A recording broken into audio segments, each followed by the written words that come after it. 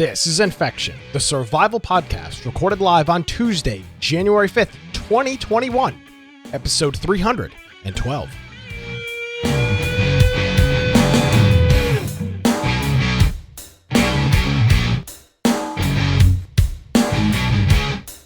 Hello, ladies and gentlemen, boys and girls. Welcome to another episode of Infection, the survival podcast. Infection is your source for the latest information on survival video games. We bring you, every year, it doesn't seem to matter what year the calendar says, we bring you the latest news, reviews, updates, and more each and every week. My name is Nick Craig. You can follow me on Twitter at Nicholas M. Craig. You can check out my IT blog at dudeandit.com, my political rantings at atnshow.com, and of course, this illustrious program at infectionpodcast.com. Joining me in the new year, I was afraid he was going to say New Year's resolution. My Tuesday nights are back. Mr. Brian with an eye Aldridge. Not that I have anything else to do. Well, the fun thing is... what? Well, Tuesday nights I have hockey, and so I actually have 2 hockey games, and I'm reffing a game tonight, so that'll be fun, but it's late enough to where it doesn't interfere with what I'm doing. Did your wife know that she was getting in? Did your wife know she was marrying a podcast? Oh, yes. And she actually listens to the podcast. She follows and she's a sub on our Twitch. That's dangerous, Brian. This is supposed to be our safe space. I know, but she followed early, and so she supports me in this, which is, I guess, better than her hating it, right? Now, let me tell you this, and I don't want to get too far into the weeds on this, but I never mention that I do a survival gaming podcast when I'm hanging out with the ladies. It just doesn't. It's not exactly the first thing. It's not the first thing I ever said to her. Now, what I do though is I do pimp the radio show out, because that I'll tell you what, that's a cool thing to have, right? People are like, yeah. Turn on your radio Sunday nights at 7:00, and you can hear me screaming like a psychopath. Now, for some people, that's a good thing. What's funny is her parents came over for Christmas, and then they have this big, pretty much a Zoom call that they did with a bunch of family members. Those are cringy. And so so her dad sat down and used, this chair and did it. And she says, and Tara's husband's a podcaster, and his studio. Disavow. I disavow that statement completely. Disavow. I don't know if I want all my relatives to know me as the podcaster. I do other things in life. So you're unemployed. Congratulations. Yeah, so you're a loser and have no money. Okay, yes. Do we understand what that means? Yeah. You're a loser, you have no friends, and you're broke. Congratulations. Thanks for playing life. Thank you, Judd, for the subscription. And I guess we should let you do your intro here, Brian. Well, if you do want to find me, of course, you can find me at Brian Aldridge on Parler, or you can go check out my blog, biteoftech.com. But first of all, what you should do is go to infectionpodcast.com. On the right-hand side there, join our server on Discord. If you do that, you can submit news topics through our news channel. Also, we have our workout. I think we're getting ready to ramp up. We didn't really do our as much of our one in the end of the last year for our workout and health and all that. I failed Sober October Hardcore. I was drinking like 6 days into the month, and I just stopped posting. It was bad, bro. It was like shame. And we're gonna try.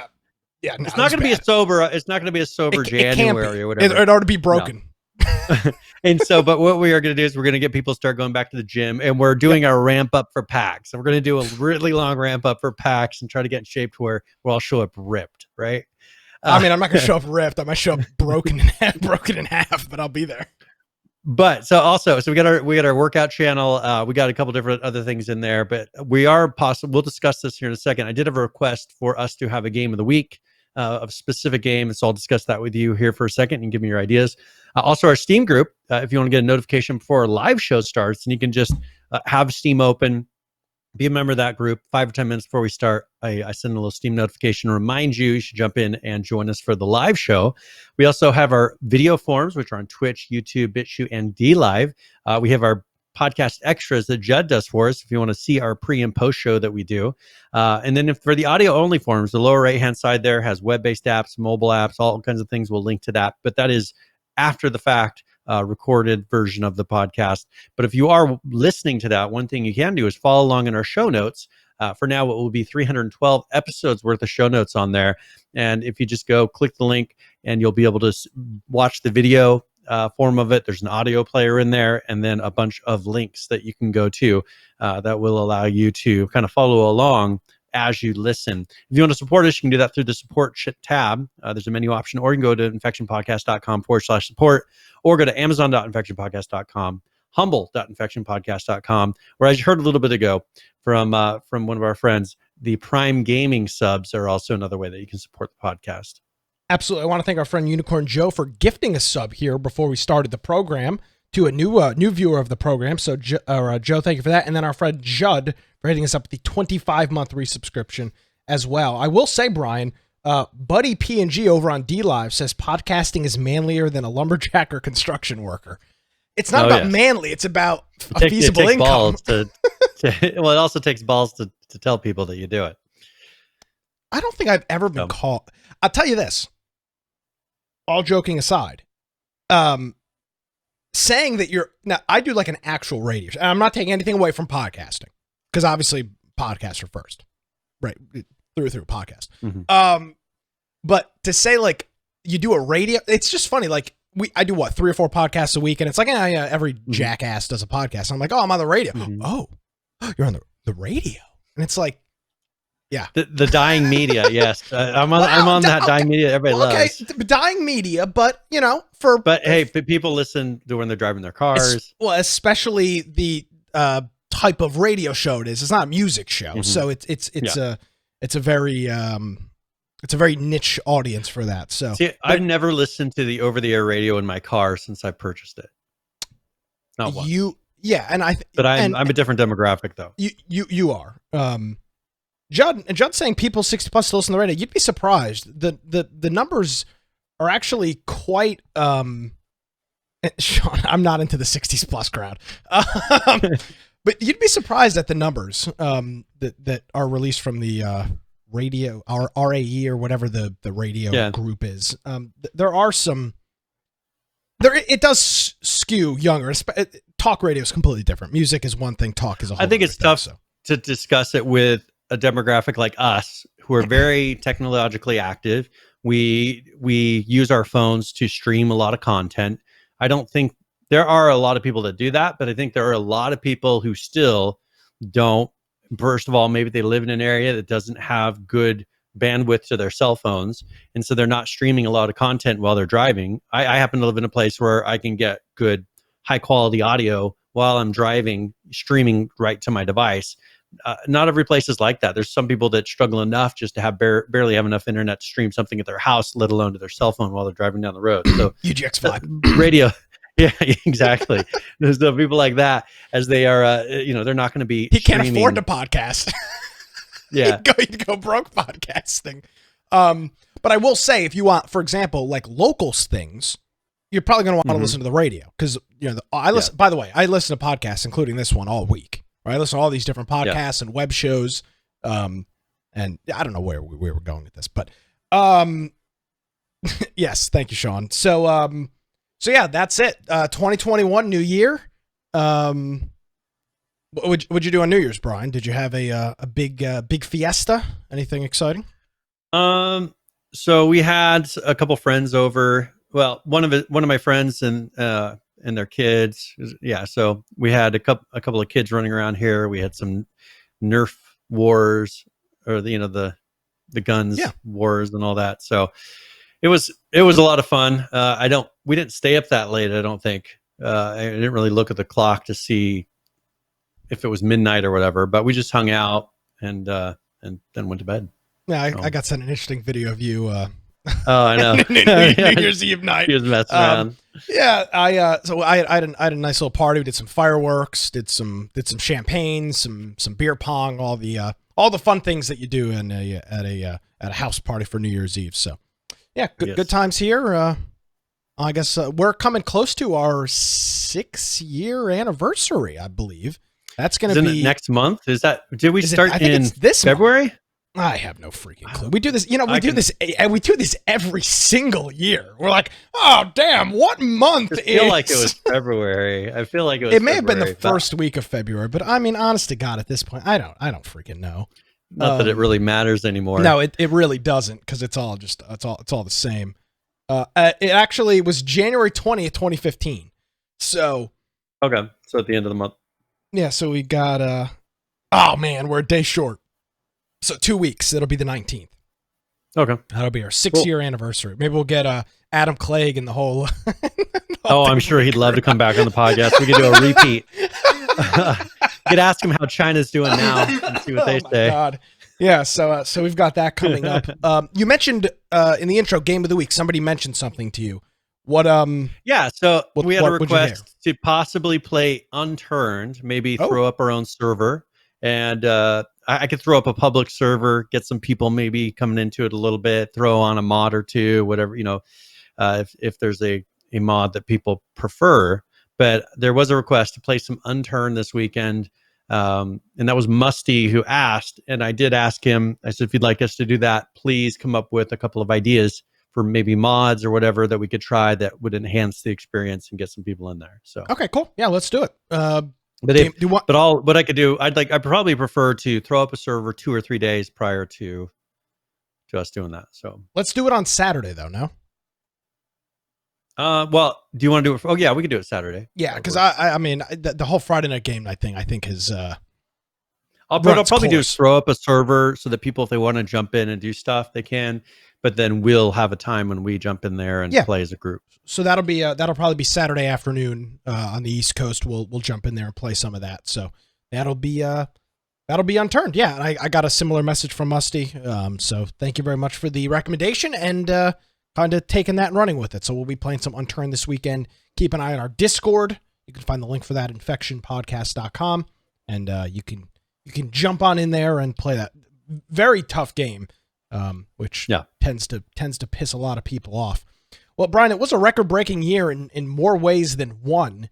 And Steam, we talked a little bit about this this past week, but they broke their concurrent player count and they hit 23 million concurrent players right before year's end, which I found to be quite interesting. Their peak in 2019 was 15.8 million. So you're looking at almost an 8 million player bump year to year. I assume people not traveling had something to do with that. People not flying out of town, which is taking away from their computers, which, PC, that's a big difference. People aren't throwing those in their lap, their carry-on. But still, that's a lot of players. Now, I think another part of it, though, too, Brian, is I think PC this year, especially with the low cost of AMD processors, became a lot more. Now, take outside the 3000 series GPUs, because that's not. I'm waiting for one. I know you are, and everybody else on the internet is. But for first-time gamers, the low cost of some of these AMD CPUs and even the used card market or the new card market for 10,000 and 1,000 and 2,000 series GTX cards makes PC gaming $600-$700, which in the year of a new console where you're spending at least that with a game and a console that's not available. I mean, good luck with getting one. Yeah. So with all that being said, I don't think it's crazy surprising that obviously some of those users are because of people not traveling because of COVID, but I'm sure a whole hell of a lot of them are just first-time PC players that have had the opportunity to kind of venture into this space over the past I don't know what you call a couple months. I don't know how long it would have been. So yeah, and this is something that'll be interesting to see how this continues as life, once it starts going back to normal. Are we going to see the PC gaming drop these concurrent numbers? Because I would assume people start going back to work and kind of get back to the normal cycle, to where I think these are very elevated numbers due to the current situation. Well, I think it is, but in the same vein, are you sure that I'm not sure people are that enthused with the new consoles. And I'll tell you what. Well, they don't even really. I mean, there aren't the games. There aren't the games that are drawing them to it. Cyberpunk, I don't think, is a drastic enough experience difference between the new consoles and the old consoles for people to say, "Oh, I really want to play that." If GTA 6 were out, I promise you, people would be trying to get these consoles. Yeah, I mean, I was listening to a show last night, and this guy was talking about how he got the PS5, and he's like, "Oh, I was playing some 2K and all, and the Spider-Man." I'm like thinking, well, Spider-Man was out on the PS4. They revamped it for the PS5 and added a bunch of new shaders and graphics. 2K is to each their own, but it's not. It doesn't. Massive graphic improvements don't change the game. There's a few more people in the crowd. Cheering. So you've got some of that stuff, but I'm just thinking, damn, you spent with tax and games $700, maybe $800 on a system, and you're playing 2K and Spider-Man. That's that. But on the PlayStation side and on the Xbox side, there's really not a hell of a lot to play. Now, I will agree that I think, Brian, I think you're wrong on Cyberpunk. I think it's an abomination on the previous generation consoles. But visually, I think it's not enough of a change for people to be like, "Oh, that's gameplay." I don't really think people would realize that there's a gameplay difference as far as bugs. There's, and for me, I don't have that many bugs when I'm playing it. And they've been patching a lot of the ones that I was having a crashing bug. They've done a number of patches up to this point on crashes. I jumped in there a little bit today to test it out and didn't have any issues at all. So, yeah. So, it is what it is there. It is. So, yeah, I thought that was rather interesting to see that. And also with Steam, Brian, they announced their games of the year. So they put up their contest every year for game of the year. It's voted on by players. And I think we covered these when they first got announced a couple of months ago. But I'll go through all the categories here. So the VR game of the year, to no surprise, was Half-Life Alyx, which I think, from everything I've heard, is one of the most complete, feature-rich actual games that exists on the VR. Not taking anything away from games like Beat Sabers or any of that stuff, but an actual game. Half-Life Alyx appears to scratch that itch for a lot of people. Their category, Labor of Love, Counter-Strike Go won that, which is cool. Better with Friends, to no surprise. Fall Guys, which exploded kind of halfway through the year. Most innovative gameplay, Death Stranding, which I remember hearing a lot about. And I played a bit of it. Yeah, I own it. I played it for a little while, but I didn't find it. For people who haven't played it, you walk. It is truly a walking simulator. And with that huge thing on your back? Yes. You carry different numbers of things. So you carry more and more things, and it makes you kind of wobble a little bit more, but you're still 99% of what I've done in that game is walk. And, once in a while there'll be a cut scene where I'll be like, ooh, that's kind of spooky. And then you start walking again. And I never really got to a point where it really pulled me in, even with story, because all I did is felt like I was walking. So I'd like to go back and try it, but I just don't really feel like the story is there yet. The concept was cool, with some of the things that they were showing in the trailers, but there's just not enough there. I remember, I don't know where we first saw it. Was it E3 or Game Awards, something? And I remember even myself being like, okay, yeah, because remember the trailers, that huge thing in the sky and you're running from it and your little thing on your back's freaking out. You watched the trailer and you went, oh, because I think it was a live action trailer. It looked freaking amazing. And then the game came out and I really just didn't hear anything about it. It's been on my list of games it's on my wish list on Steam. I just really haven't had any interest. So that was one most innovative gameplay. Can't make a recommendation on that. Outstanding story-rich game, Red Dead Redemption 2, kind of a BS one. I know it came out on PC this year, but the game has been out for 2 years, so take that for what it's worth. Best game you suck at, Apex Legends, again, hasn't been on Steam all that long. It's been out for 2 years at this point, at least a year. It's been about 2 years. So that is on there. Outstanding visual style, Ori and the Will of the Wisps. I don't know what that is, but obviously it won that. Best soundtrack, to no surprise. And it was February of 2019 is when that one came out. So it's just a little bit over a year then, right? But it just came, well, no, it'll be 2 years, but it just came to Steam with all the EA games not that long ago. Yep. So again, another one that's kind of, yes, it's a new Steam game, but it's not a new game. Best soundtrack, to no surprise, Doom Eternal. Sit Back and Relax, The Sims 4.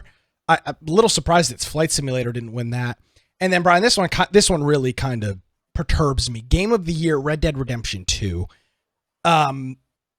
I think that that's definitely slap in the face to The Last of Us too. Well, okay, this is Steam. Okay, but fair. I'm saying, oh yeah, that's true. But I'm saying, like compare. This is, oh, that's true. But this is only Steam. Okay, I'm gonna. Yeah, but this is also a slap in the face to Doom Eternal, which was on here. Death Stranding, and that was actually a game from this year. And Fall Guys. Now, Fall Guys is that's a tough one. Arcadey. It's kind of an arcadey game, which. But nevertheless, CS:GO was Game of the Year at one point. You can make the same argument about that, but I get why it is the Game of the Year, but it's kind of bullshit, frankly. I mean, the game has been out since 2018. It's not a new game. I know it's new to Steam, but that kind of is a real. That's kind of it's a lot of these games that were PlayStation exclusives, and then PlayStation loosened up and let these release because a lot of the runners up, Detroit Become Human, Horizon Zero Dawn. These are all just old PlayStation games that all of a sudden PlayStation said, okay, they've been out for at least a year. Let's release them to PC. And now all of a sudden they're on the top of all of these just because they're new to PC. So, I mean, I get it. And I think it's great, but, and to be fair, Red Dead Redemption 2, an outstanding story-rich game, I would agree. Red Dead Redemption 2 had a fantastic one of my favorite games of all time, man. But I just think it's kind of bullshit to give it Game of the Year. I can live with outstanding story-rich game. I can live with that, but Game of the Year when it's at this point it's a 2+ year old game, kind of BS. Especially with Doom Eternal being out, which I heard is really really good. And Kenrix in chat says Game of the Year on Steam, more like most sales. Well, that's the thing. This is a user voted upon thing, so people pick this, and I get why, because you have a whole bunch of PC players that didn't buy it on PlayStation or Xbox when it first came out. So that's what you got. So that is the 2020, put an asterisk next to that, Game Awards, because two of the categories are games that have been out for 2+ years. And PH says Cyberpunk would have won if that's true. It would have, but this contest was over before that, so it didn't make the cut, unfortunately. But that is. I'm sure it'll be on next year's. I'm sure it will be, and that's going to be an interesting one because I don't know where that's going to fall, for Game of the Year. Because you can call it a 2020 Game of the Year, but it's been out for 2 weeks in 2020 or 3 weeks in 2020. So that's a bit of a tough one, but I thought that was rather interesting. So if you're interested in that and want to see all the runner-ups and follow-ups, you can check that out. The link will be on our website. It's infectionpodcast.com. Let's talk about Xbox here for a minute, Brian. We've got some stuff from them, some new games coming to Game Pass this month. I will admit, if you were on the fence about Game Pass, I don't think this is necessarily your month to jump on it, because these games are kind of lackluster, but they already have a 300+ deep catalog. So, lots of stuff on here. eFootball PES 2021 season update is on for cloud and console. The Little Acre is on. Torchlight 3 is going to be on there. Injustice 2, which will be coming to the PC. Neoverse will be on the PC. What Remains of Edith Finch will be on there. And then another title that I can't read because the cover art doesn't, I think, show it in English. But Yuck, or who knows? Yeah, let me see if I can find that. It's called Yuki, a postmodern RPG. So that will be on there as well. So not a bombshell month for Game Pass, but they've already got such a good catalog. And there really hasn't been anything that's come out that's. So there's 4 games that are leaving too. So there's 4. Faster Than Light is leaving. That was for PC only. My friend Pedro, which was a very odd game. It's like it shows it on the graphic. It shows like a picture of a banana, but there's just you just shoot guns a whole bunch. It's really weird. Sword Art Online, and then Tekken 7. So those are leaving. Tekken's very popular. I don't know. I'm not sure. It's Sword Art Online Fatal Bullet. I don't know what. I know Sword Art Online is popular. I don't know what the Fatal Bullet is. The Fatal Bullet, what that is. And I know Faster Than Light was popular on PC. So but you can buy that thing for pretty cheap on PC if you want to. They put it on sale. You can. PH says so. Basically, they've become Humble Bundle. Well, basically, the problem is once you have a whole bunch of really cool games on Game Pass, there's not blockbuster games coming out every week. So, or every month, I should say, in this case. So Now it's kind of tough for them to constantly be adding bombshell games after bombshell games. Now there was an article out this week, and I don't have it, but I did read it. I don't know if you saw it. That Philip Spencer said that there's a lot of cool stuff going on with Bethesda, obviously, which they purchased, and they're very, very much looking forward to what's coming with Bethesda, and think that that's going to be an integral part. Well, and there are. So I've actually got some things. We'll be talking a little bit about that in the future of some of the Bethesda things. Yeah, but coming up in here in a little bit. His point in whatever I read or saw was that he believed Bethesda was an integral part of their continued success. I think he was alluding to Game Pass, but really their domination on the streaming side, or the, it's essentially SaaS, software as a service. That's essentially what they're selling, except it's games as a service. And he seemed to indicate that he thought Bethesda was going to be an integral part of that, which you would hope they would be, because they spent, God knows, I don't even remember what the price was, but it was some ludicrous amount of money on them. So that's what's coming new to Game Pass. But as already said, there's a whole bunch of good stuff already on there. So, well, there's been a number of rumors here. Supposedly, now these are rumors, and there's been things going back and forth on Twitter about this. But supposedly, Ubisoft Plus subscription is going to be joining Xbox Game Pass. So that's something to keep an eye out for. Some other things, they're looking at possibly Xbox is supposedly trying to buy Sega this year. Oh my God. So they bring back the Dreamcast. I know, I have mine too. I love it. I love it.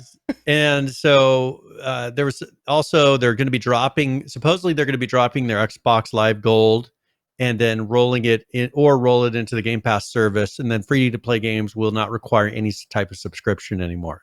I think that's a good idea. The xCloud will be joining several new markets next year, so putting them on like iPhones, Samsung TVs. They're going to, Obsidian is currently developing 6 projects, including 3 AAA RPGs.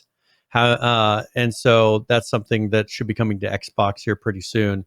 And then In Exile Entertainment, they're currently working on some steampunk AAA RPGs. So those are supposed to be coming to Xbox as well. So there's a lot going on with Xbox. I mean, I think that if they can maintain this pace, I think this will be the year of Xbox again. I think that last year they dominated, and I think they'll do it this year too. So they've got all the EA, they've got EA games now, part of it. EA Plus or EA, whatever the hell it's called, is on there. Now they're going to have Ubisoft. They have all Bethesda. They have all Bethesda, all of Ubisoft. I mean, what else is left? Besides Activision Blizzard, which is their own thing. Sony's exclusives. Who else do you have? So here's another one. And if they buy Sega, hold on a second here. If they buy Sega, they'll have access to all of the IP that Sega owns, which is games like Phantasy Star Online, of course, Sonic the Hedgehog. I mean, so many fantastic IPs that they would have access to. Imagine the new Xbox with some sort of emulator, per se, to replay all of the old Sega games from the Game Gear and the Dreamcast and the Genesis era. I mean, you are talking about total marketplace domination by Microsoft. Sony wouldn't even be able to be on the same playing field as them.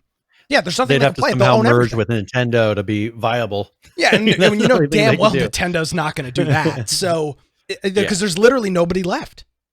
That would be well. So here's another thing that has happened. So Xbox, this is very cryptic, but Xbox has secured publishing rights for a big unannounced AAA surprise that's going to launch this year as well. That doesn't. So there's some. I mean, whatever that means. So they got published rights for some AAA game that they're going to do as well. Which, No Man's Sky. That was a AAA. That was AAA. Yeah, it could be No Man's Sky 2. It's going to be the big. I'd rather start a shotgun.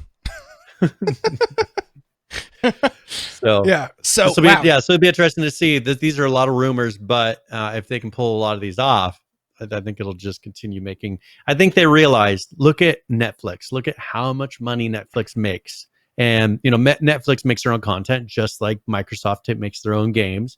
They're very similar in concept, and they just go with the concept of, we can get almost everybody subscribing to it, we can afford to put all these things on here. And I think they're figuring that if they continue putting the money into it, they'll continue getting people subbing to it, and it'll pay for itself and make them dominant in the hardware market as well.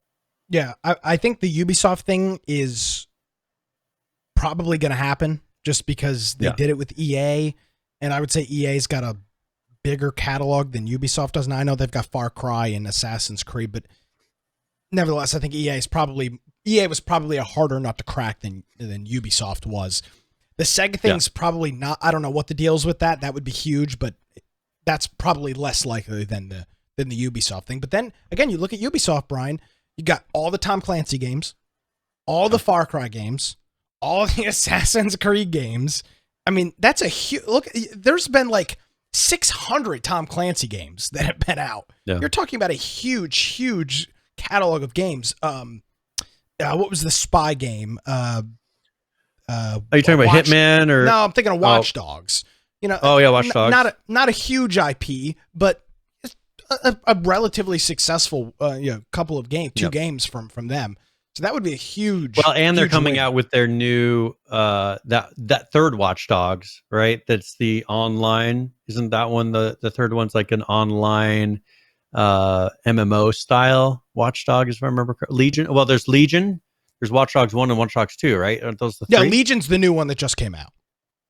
Okay, so I was thinking, Legion as well, because I think there's a Watch Dogs 1, Watch Dogs 2, and then Legion, or is there just Watch Dogs and then Watch Dogs Legion? No, there's Watch Dogs 2, and then Watch Dogs Legion. All right, that's what. So those three games. So yeah, pretty big news from Microsoft. They're making moves and could set the. I mean, once they get in these contracts, there's really not going to be a whole hell of a lot that anybody else is going to be able to do. So that's they're securing their future. I don't know if Phil Spencer's driving this horse or if somebody else at Microsoft or Xbox is, but whoever is leading this charge has been given the green light to go out there and essentially kill Sony. I mean, that's they're setting themselves up for complete domination in the marketplace. And it's going to, unless Sony can just develop AAA title success after AAA title success, which is possible, but how many times does a first-party studio just develop every single game is a smash hit? It's just going to be so hard for anybody else to compete. It's going to put them in a really, really tough situation. Well, I really feel that Sony has kind of given up a little bit by releasing a lot of their exclusives on PC. I mean, that's something they haven't had a choice. Yeah, I mean, that was something that was all they had, was all these exclusives, and now these exclusives are going, which I think is just hurting them more and more, where Xbox, on the other hand, is getting more exclusives. Because I don't think we might, and we've had this discussion before, I don't want to go crazy into it. I'm not sure we'll see after the PS5 and Xbox Series X, I'm not sure we'll see another full-fledged console like we see. We sure as hell aren't going to see one with a disc. Like this. You can guarantee the next console is not going to have a CD drive or a Blu-ray or a DVD drive. But I'm not sure you'll even get a full-fledged console. You might just get a streaming device. That might be a possibility for that. So, huge moves being made by Xbox, and that's pretty cool. Now, you mentioned Bethesda. What's going on with them? Are they So more rumors. There's lots of rumors going around right now, but there was a tweet that was put out. They were teasing the future of the Elder Scrolls, and they showed a map. So there is a tweet here from the official Elder Scrolls account, and it says, "Transcribe the past and map the future. Here's to a happy new year." And then it shows this map. So a lot of people are speculating on what this means, and because of course they have their Elder Scrolls 6, isn't that what it was? Elder Scrolls 6. That they've been talking about. They showed a little clip of it showing some things, but this is kind of one of the first teases that we've seen other than that map, or that scene where it showed the mountains, from really far away. I think that's pretty much all they've shown. Yeah, that's pretty much all they've shown. So now this says hopefully it says province of Skyrim in the bottom left. So not sure exactly what that means. Saul Greatman in the chat says that it's going to be an LG refrigerator version of Skyrim. That's a possibility. They've got it on every other device. That seems pretty cool. Not Well, Sure and that's it kind is. of interesting is, are they hinting that maybe there will be a remaster of Skyrim, beyond, because they have like Skyrim that they've kind of done some HD stuff, but they've never done a true remaster of it. And makes you wonder if they're going to try something like that of doing an actual remaster with making it current graphics. Now Jonesy says the biggest thing the biggest thing is that the date on the map is before the events of Skyrim. So this could be some sort of prequel to Prequel to it. to Skyrim. Yeah. I'm not well versed at all in the Skyrim universe or the Elder Scrolls universe, which I know are one and the same, to say anything about that. But yeah, so that's cool. Obviously they're working on something and the one other big. thing is people are kind of nerding out on those coins that are on there. And that's because the date on the map and then those coins. And it's just people are, as you said, they're going off. These people that are really into the lore of it are going off on all those little details that they threw in there to try to kind of figure out what's the date timeline of this. Because it's happened before the Elder Scrolls RPGs, and they've narrowed it down to a specific time. They're trying to figure out what that actually means. So we will see. All right. Well, cool stuff from Skyrim, or cool stuff from Bethesda rather, and Microsoft. Mm-hmm. Now, one in the same family. So we'll have to we'll keep a close eye on that. All right. Where else do you want to go from here, Brian? Well, so there was some WoW news. Okay. We'll get to one thing in a second, but I didn't want to do any spoilers, but people were doing, if you want to go look on their own, I didn't put it in the show notes just because I didn't want to bring it up here and spoil maybe some future content for people that play WoW. But people have been doing some data mining, and they pulled out some videos that haven't been released yet. And so if you're interested in that, there is information for WoW on that, but I'm leaving it out of the show notes just so that people don't accidentally come upon spoilers that they don't want to. But a cosplayer for WoW, he died here recently. And this one, he became really famous because he did cosplay of the guy from South Park, the ultimate like WoW guy on South Park for that. Was it Make Love Not Warcraft? I think. Yeah, episode. where they're sitting in the basement and playing WoW for. Yeah, so weeks. he so he did cosplay for that. He did pass away, and so that's one thing in the WoW world that people are sad about this week. So I just figured I'd mention it for people that have seen him when he debuted in this is video that Nick is showing right now. Very popular meme. Yeah, this when he first did that character and became pretty famous from it. So that is WoW news, and then whatever else you want to dig up on it. Another thing that I didn't expect to happen this week is Minecraft. So they have Minecraft Earth, which I think we've shown on here. Another some videos Microsoft product. Yes, they're closing Minecraft Earth, and oh my God, no! There is a video. If you look, that second one. There's a video if people want to kind of see. You could mute it if you'd like, and then jump ahead a little bit where they're showcasing this. Okay. But what they did is they're closing that in June, and what they're saying is, this was similar to these different apps that kind of get you out and doing things with people. They said the movement and collaborative play with the COVID-19 pandemic just made it impossible. Because it's encouraging people to go out when they're not supposed to go out, and it just didn't work. Look, oh my God! Hold on a second. Did you just see how this looked? Hold on a second. It's people their phones staring at nothing. Yeah, that's a good one. It's so funny. Like, you see something organic like Pokemon Go that worked really well, and then you see this nonsense from Mojang and Microsoft. Well, and from what I understood is you could pretty much build things in the real world to where it would replace buildings. I never even heard about remember when this came out. I have heard literally nothing about this. Nothing about it. Yeah, I didn't even know it existed. Honestly, the things that they he cut out the floor. So the thing is like people would build things in the real world, like they would build some huge thing, and then people could go there, and if they were in their app, they'd see it there. So like people could make things in like cities and things, and if you went around, you'd see things that people created. Which I can only imagine the different amount of technology they'd have to put in to prevent certain things from being created like they're usually created in Minecraft. That is a disaster waiting to happen.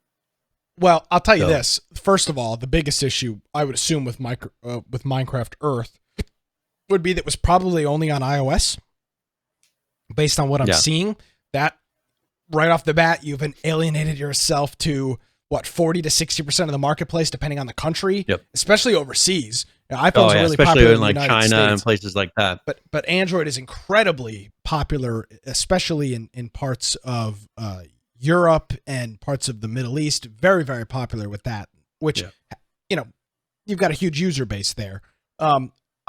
They blame the pandemic. This has been out since May of 2019. It apparently wasn't popular at all.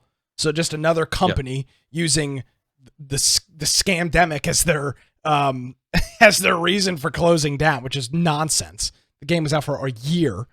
So, and if people are using it indoors, like how is this preventing people? The pandemic's not doing that. It's just not making the social aspect of people building things outside and doing. I mean, I don't see people playing this together outside anyways. Like what they're doing here, I just don't see people walking up and all they're going to do is troll. I mean, you'll have PH going out there and destroying everybody's thing. I mean, I could just see Jonesy making little kids this. cry at the park. So it's just not. It just seems super not interesting. So you got that.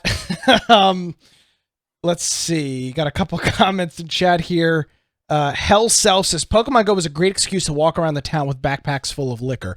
See, that's the thing with Pokemon Go. First of all, it was at a good time. I'll give you that. Yeah. But it was different, right? This game, you're like having to build worlds. Pokemon Go was just walk around, fling the little Pokeball thing, catch your thing, do your raids. This is like whole next level. Like you're playing a game like this. Pokemon Go, you're just kind of walking around and then playing it passively. I mean, you look at these jabronis in this video. I mean, look at these freaking people. Look at this guy. I mean, seriously. I mean, you remember the Google Plus days when everybody was getting those Google glasses. Yes. If something like that could actually be created that was truly somewhat immersive to the person using it, I think that's when you would see something like this take off. But when you're having to sit there and hold your little window to this world that you created in front of you, like this lady's doing in the picture right now, that just, like right now, when she looks away and she's looking around her, she has no experience of all this stuff that's happening. She has to stare at that little screen, and it's like a little window into this.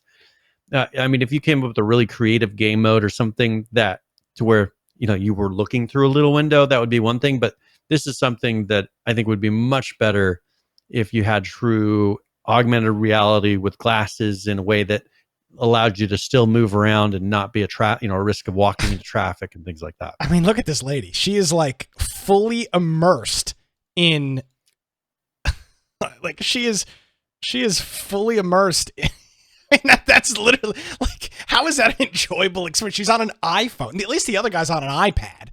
I mean, she's like, I'd be concerned with people getting hit by cars. I mean, honestly, the people playing this that got hit by cars, I mean, I'm not super concerned, honestly. I mean, it is what they're walking around like this, trying to get whatever they're looking at. It's just natural selection, my friend. I don't know what to tell you.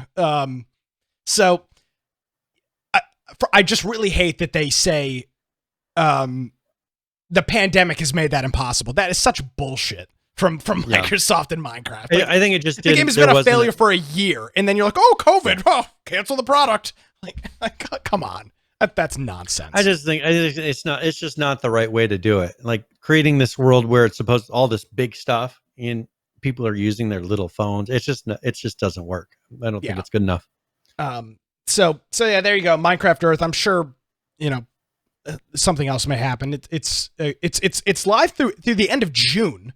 So I'm not sure why, if the pandemic is in full throw, from what I understand. So I'm not sure why it's stopping in June. It should stop like I wonder if they have some sort of a contract or something for the technology behind it. Well, or something, yeah, but some sort of technology. What if in June the pandemic's over? What if everybody's got a vaccine?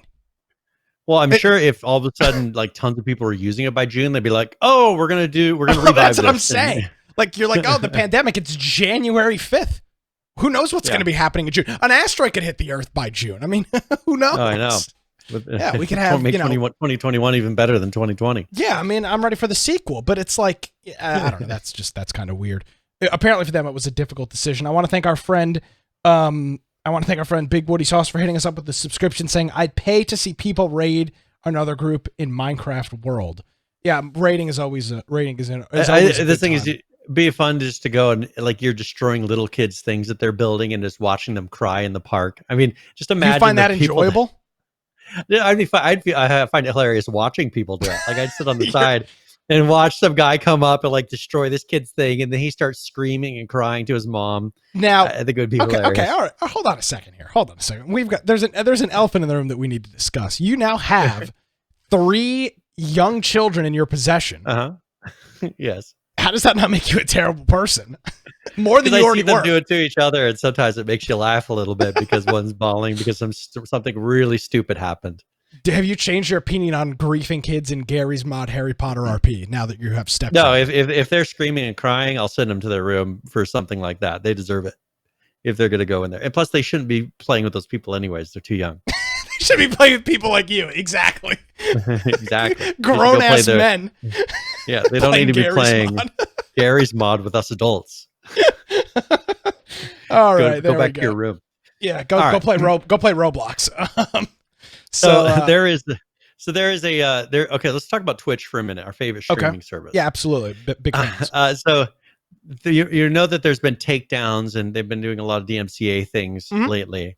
There was a Doom tribute stream that was happening for Droom MF, and it was hosted by Brainfeeder and Flying Lotus. And Brainfeeder is the actual company that does the music for the game. And they were streaming it, and they actually got DMCA takedown in the middle of the stream while they were doing it. MF Doom is a rapper that somehow died in October, but it didn't come out until like last week, which is crazy to me. So you're telling me that Twitch DMCA... So they were doing a tribute stream to him, and it was hosted by the publisher of the artist, and they actually did a DMCA takedown on the publisher. Fantastic. Good on. Well, okay, to be fair, this is what AI does, because it doesn't know that this is the publisher. This is what artificial intelligence and machine learning, I'm going to use the buzzword. So Judd's saying that the Flying Lotus or Brainfeeder is the label, and then I'd have to see who Flying Lotus is, but Brainfeeder is the label for it. But still, they have full rights to stream this. Yeah, so I'm sure they do, because I mean, a music company is not going to stream content they don't own. So, and PH is saying bots check VODs, not live feeds. So someone must have reported them, which must have kicked in an instant check. And I'm then they were sure taken down. that this was done by some sort of machine. Now, it may have been done by a machine and a Twitch staff clicked approve because it might go into a queue, but this had to have been labeled by some sort of AI, machine learning, whatever you want to call it, and it's pretty funny. Yeah, so this is something that happened. It's not funny that the guy died, but it's funny that they got DMCA'd on their own content. Yeah, he passed away in October 31st of this past year, which is crazy. But yeah, as you said, it wasn't announced till December. So this is announced way later. Just announced days ago, like a week ago, less than a week ago. Yeah, pretty crazy. So that happened. A little bit of Twitch news. Thanks, Twitch. The usual. Yeah. Let's do a couple games. We don't have a whole lot of updates, and then we'll come back to some of the other stuff, which I would assume will change next week, because Nick warned you with plenty of notice about December having pretty much zero updates for a couple of weeks during the holiday, and I'm assuming here in January now we'll start getting some updates out again. So let's talk about Let's talk about the improbable comeback of Rust. I don't really know if you'd call it improbable, but I will. The game has been out for 7 years, and today it hit, and we'll do it in current players. It hit its all-time peak concurrent player record. We'll give you the numbers here in a little bit. So what does this mean? Well, there's a couple things that come to my mind with this, Brian. First of all, Gary, who is the guy behind Face Punch and behind Rust, he has such a good, and obviously it's not just him, but he's the only one I really know.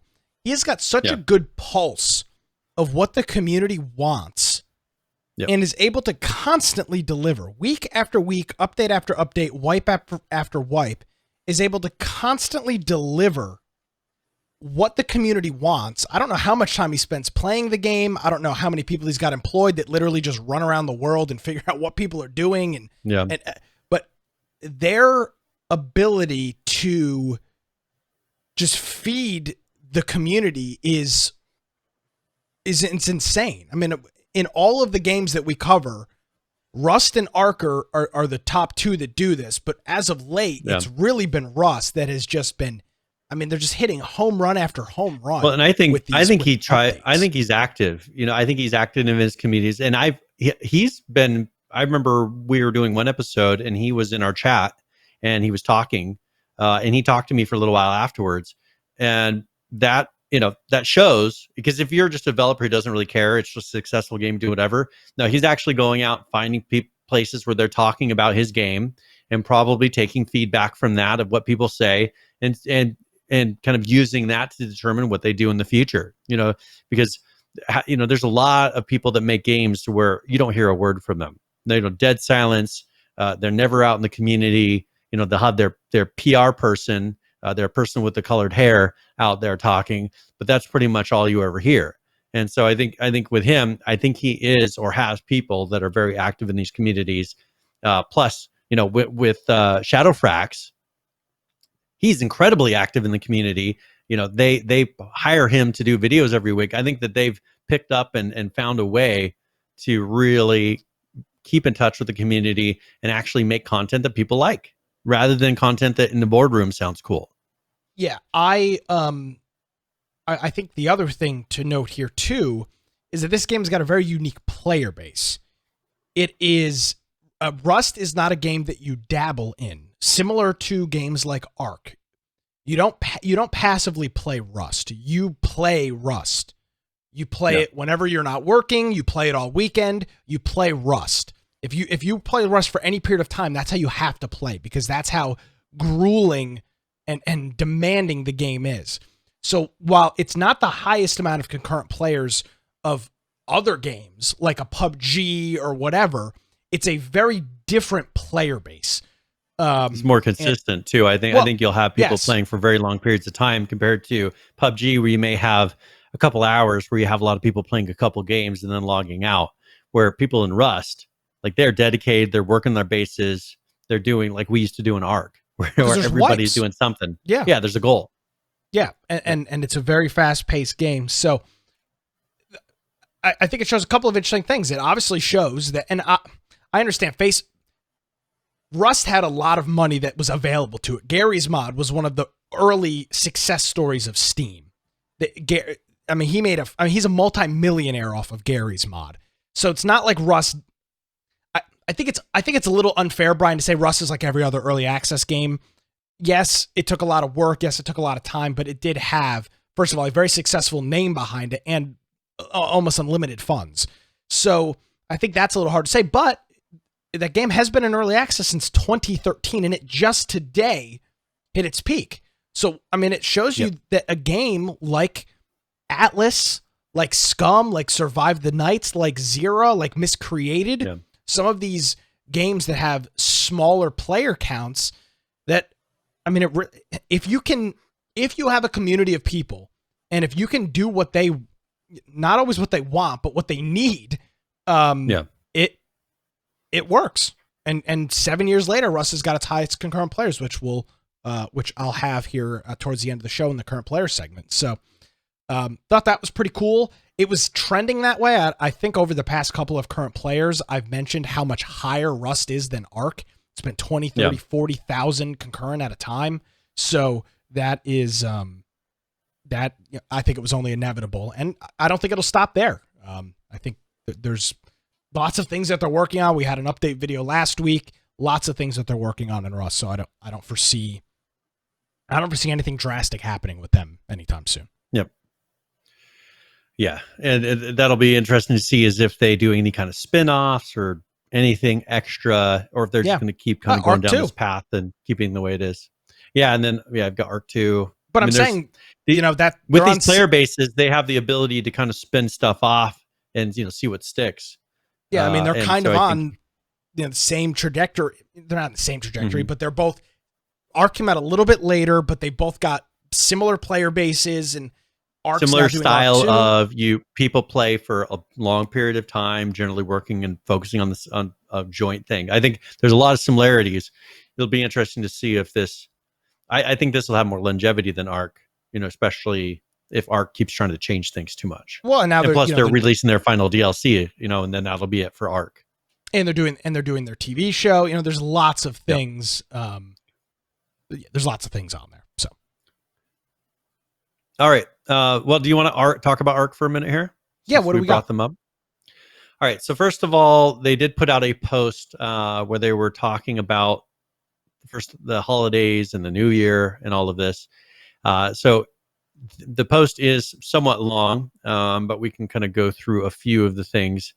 And there were a few things that they announced in this as well. So first of all, they have they did do a wrap up. So they pretty much went through what happened in 2020. They talked about Genesis Part 1 that came out. They launched Crystal Isles. And then, they're talking about some of the things they did for fundraising, like for Extra Life and things like that. Great show. The recent Tender Loving Care, the TLC that they did for the Dinos, number 3, that was pretty recent. And then their announcement of the Arc 2 and the animated series. But they also have announced that there's a new creature that they teased that's coming out called the Mawing. And it looks like it flies, pretty much looks like a platypus type of thing that looks like a sugar flies glider. like a flying squirrel. Is it like a sugar glider type of thing? That's what it kind of looks like. I mean, the sugar gliders are tiny, but this thing looks a little bit larger, but that's what it kind of looks like to me. Well, and its job, because one thing if people don't realize in Arc, you tend to have dinos that have a specific role or something that they support. And with this, it's pretty much a wet nurse, a parent. So it will automatically take care of babies. So it can steal enemy offspring by luring young in for, because they have got, I guess, nipples there, for them to suckle on. And so if they can get one close enough, you can then steal their babies and then take them for your own. So that's a new one that's coming out. So we will see. 2021. I don't know how much they're going to do before Arc 2. They keep releasing more dinos. I'm assuming they're going to start kind of releasing some of the things that might be in Arc Genesis, because sometimes what they'll do is they'll release some of the dinos that are going to go into the main game for Genesis Part 2.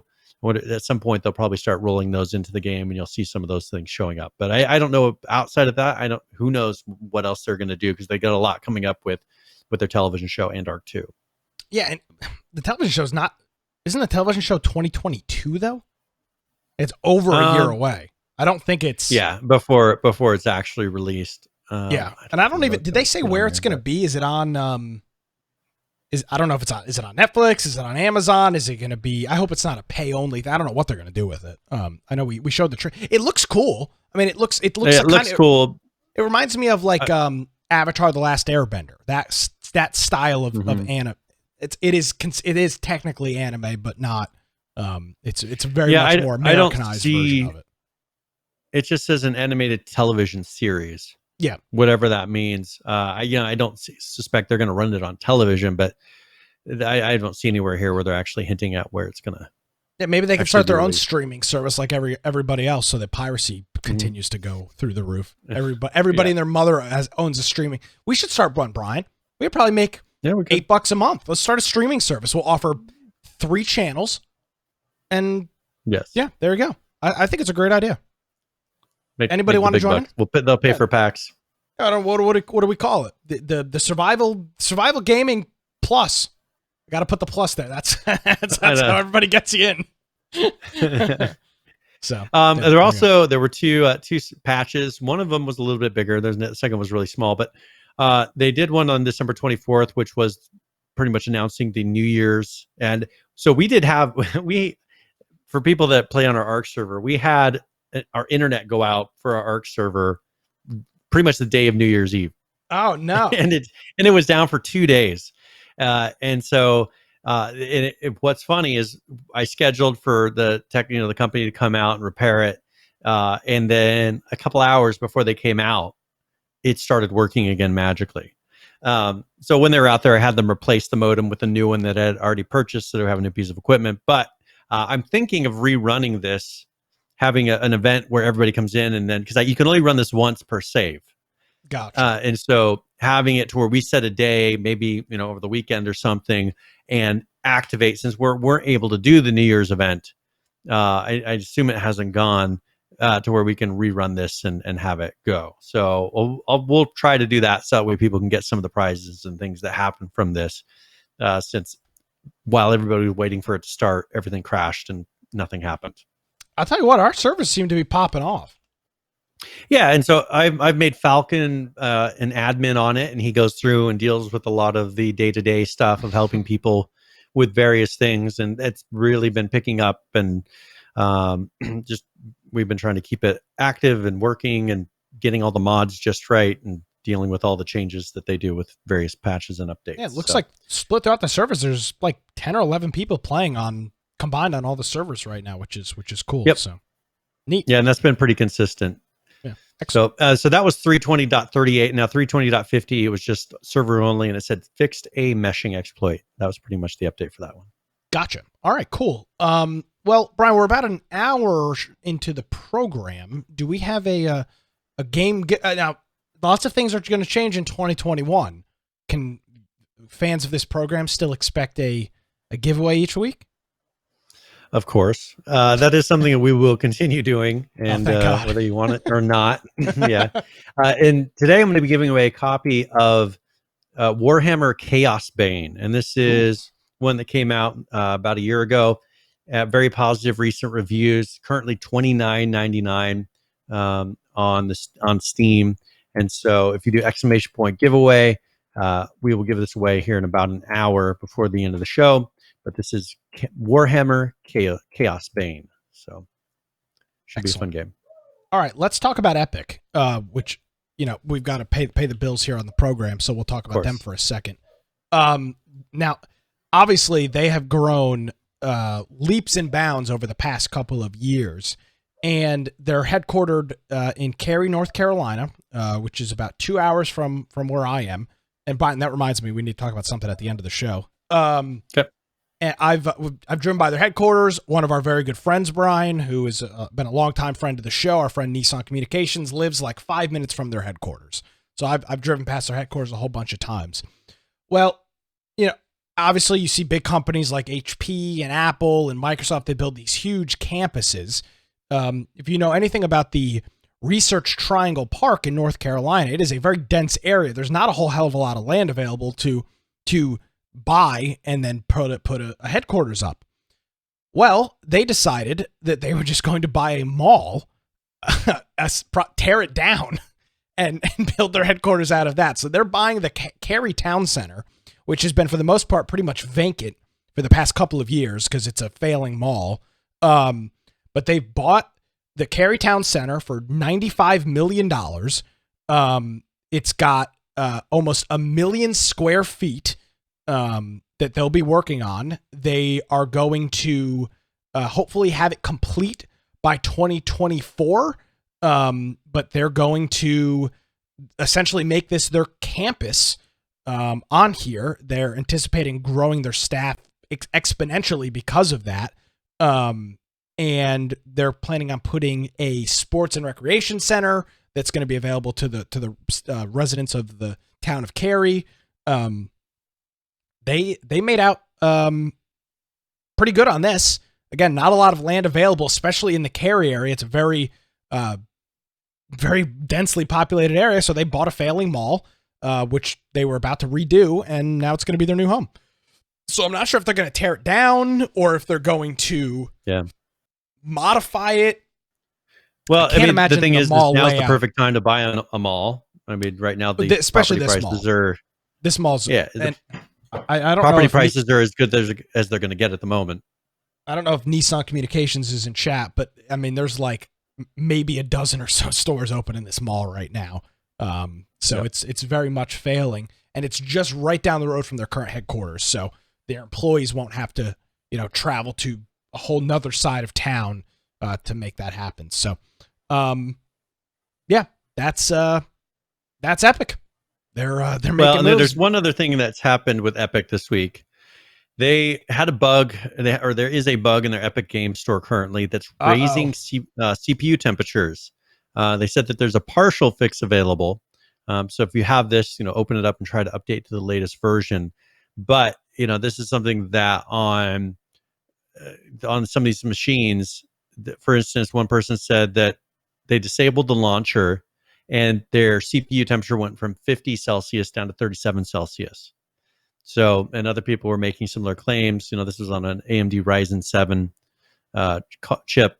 And so this is something that's been, for some reason, their launchers just causing people's CPUs to raise temperatures, up to the 60 degree Celsius mark, 50 something degree Celsius mark. So they said that there's an 11.0.2 hotfix out there. It's not a complete fix, but it does improve it. And then they're working and testing a couple different what are they doing right now? Are they mining cryptocurrency or something on everybody's that's computers? What people are suspecting is they slipped in, make a little extra money off the launcher, just put a crypto miner in there, and they do it. Yeah, mining Dogecoin or something on our on all of our computers.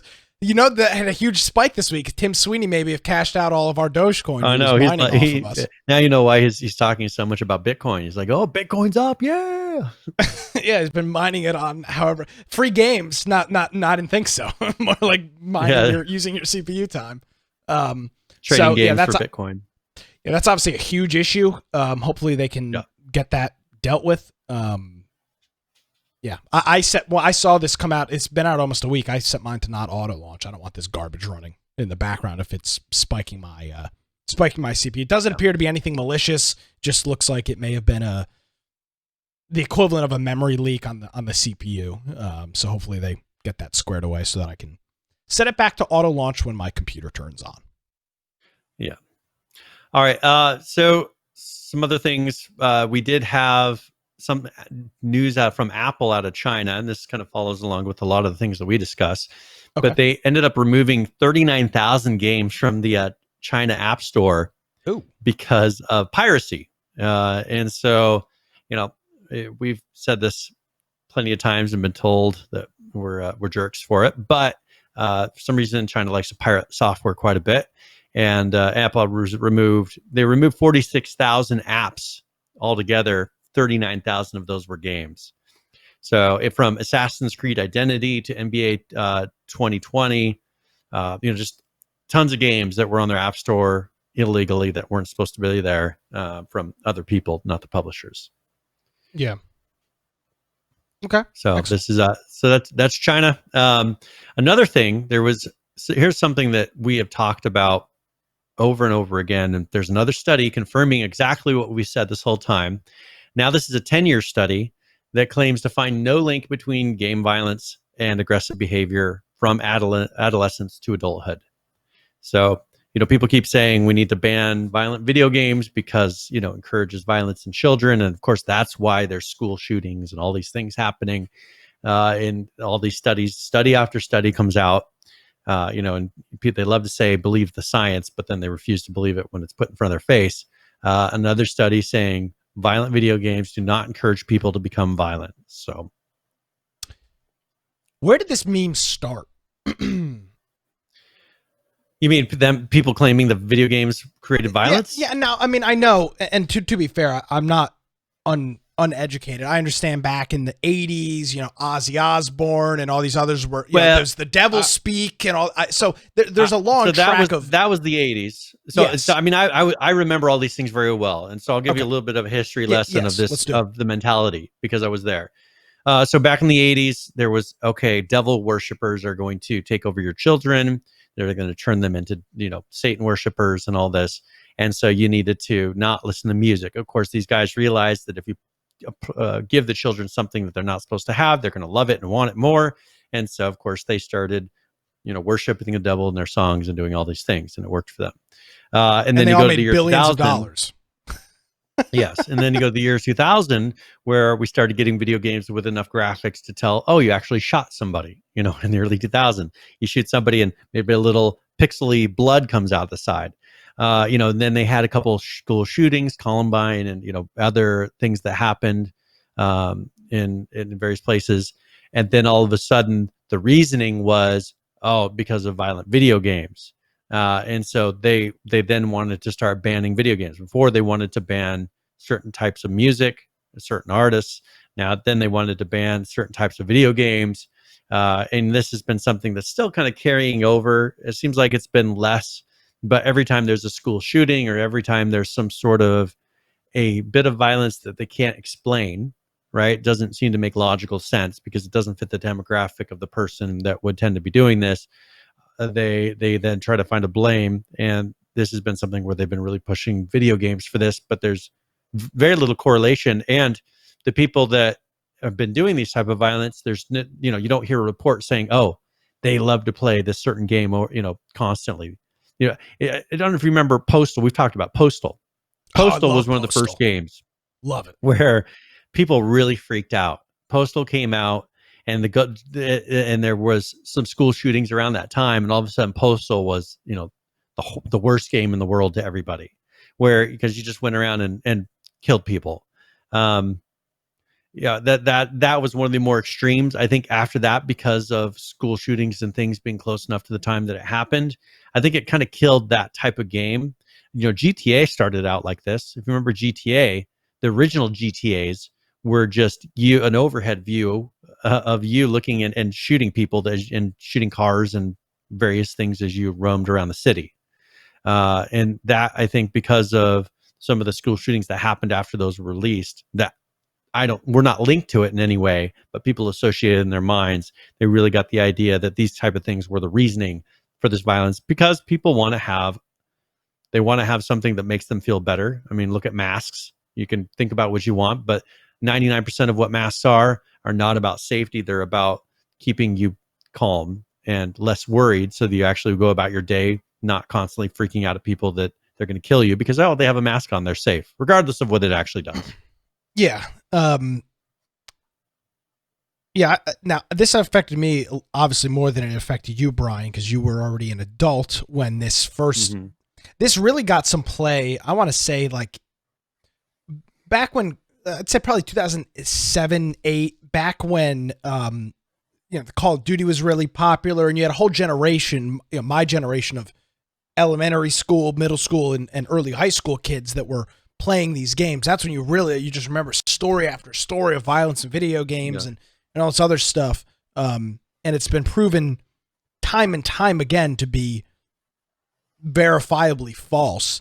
But it still doesn't stop the notion. You'll still hear it. It tends to be a kind of like an older, it seems to be like an older white person thing to say that, video games are making kids violent. And it's like, well, okay. And I mean, if you look at the psychological reason for that, is that when their children do something horrible, they don't they don't tend to fit, a kid raised in a generally good home, that's maybe middle to upper class even, that doesn't fit that demographic of violence. And then all of a sudden they do that. They're looking for an excuse. They want reason because they don't want to feel scared that their kid is going to go out and do something crazy for no obvious reason.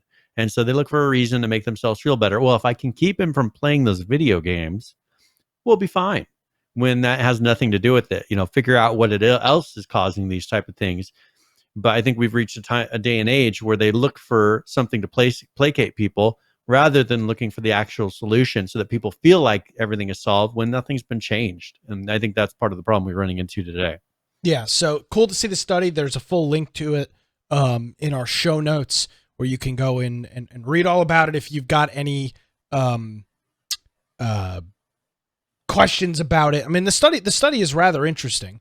They had their test groups and their placebo groups that they did different works on, and they were just unable to find any serious link between it. It wasn't between violence. It was between what they call aggressive behavior. So does playing a video game make you more likely to lash out and do something in an aggressive nature? I've always made the argument and I don't have any science to back it up, but I've always made the argument, for myself included, that it allows me to actually deal with some sort of aggressive behaviors, right? If you're really pissed off, instead of going and punching a hole in the sheetrock, which I've wanted to do plenty of times, or throw things, which I do.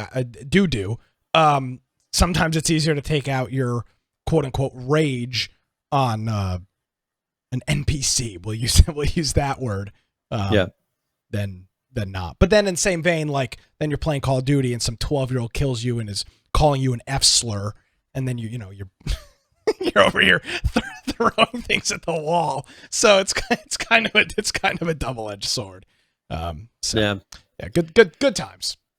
We'll see how many more studies before this is actually accepted as possible. I mean, look at me. I'm totally normal doing a podcast. Look at me. Totally normal. With an older man you met online when you were an adolescent. It's 8:18 on a Tuesday night. I'm a 23-year-old single man, and I'm doing a podcast with an older guy I met on the internet. I mean, video games haven't screwed me up at all. I can't find some evidence, but give me at least 15 reasons this why. This is the new normal is the problem.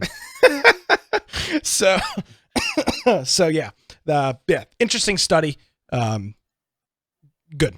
Glad that we can continue to push that out of the way, which, by the way, wouldn't be an issue all that much longer, because my generation, which will be having kids over the next 10 years, nobody believes They're this. A little bit more. Because we all played them. So it's like, well, hold on a second. Like, I didn't go out and kill people because I played these games. So why? It's kind of a dying out phase.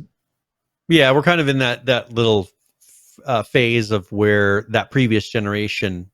I've been running into this because I work with a group called Kiwanis, a public service organization, and I've worked with it with various user groups and things that I've dealt with. And there's that transition of going from that older generation that had been running it during the 80s, during the 90s, to where now they're like, oh, well, they're all passing away and, having to get out of those things.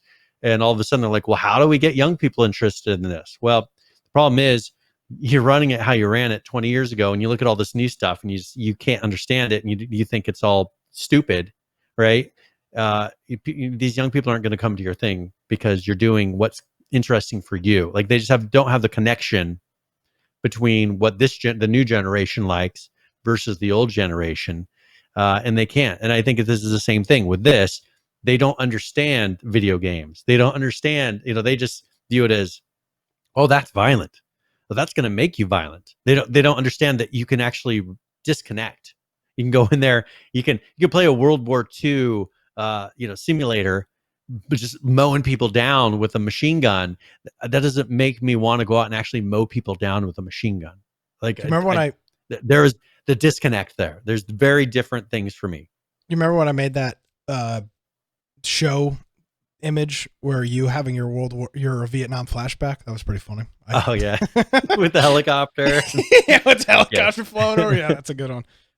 So my wife has a dog like that. This is the exact same type of dog, and it gives the exact same type of eyes.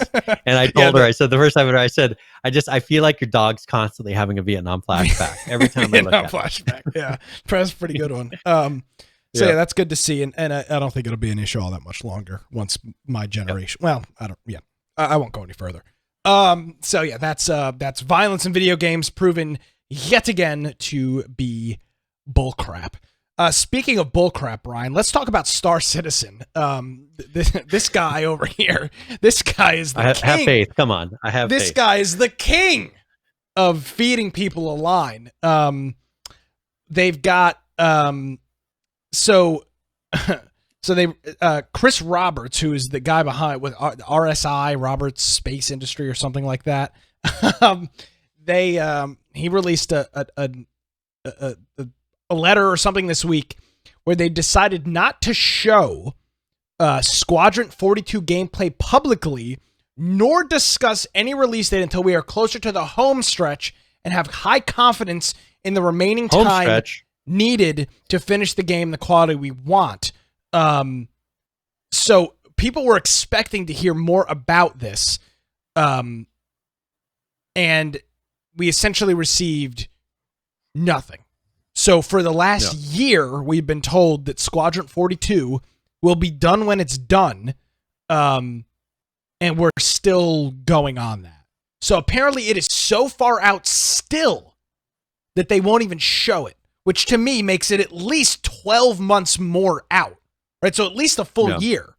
Because if it's that far out where you can't show gameplay or even begin to discuss, like you can't say winter 2021, then it's got to be, to me, it's at least a year out.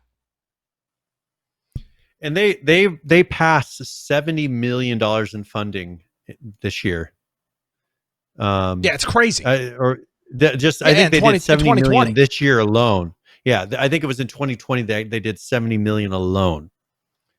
So it's craziness. I mean, they've raised over 330 something million this year, if I remember correctly. I think almost 331 million they've raised, but 70 million of that was this year. Yeah, I mean, there was supposed to be releasing these things. There was supposed to be a beta in 2020 for it. It's not that there's not even a beta. It's that they're not even showing it. And Squadron 42, I believe, is the story mode or the campaign version of Star Citizen. Yeah. So God only knows when that's. This better be the biggest game ever made. It better be. It better be the coolest game ever made, because I mean, at this point, they're having to remake their roadmap. Maybe they're having to wait this long so computers catch up to the actual game. Well, and that's a realistic thing, but yeah, that's what I'm saying. That would be one thing, is if it takes this long, they need to be making it so advanced that by the time they release it, it's still current, rather than developing for 5+ years and having an out-of-date game when you actually put it out. Yeah, Hell Self says the ultimate early access. So they did show their roadmap, or they have their roadmap on here, which I thought was kind of interesting, just seeing their progress but it just some doesn't. of their schedule.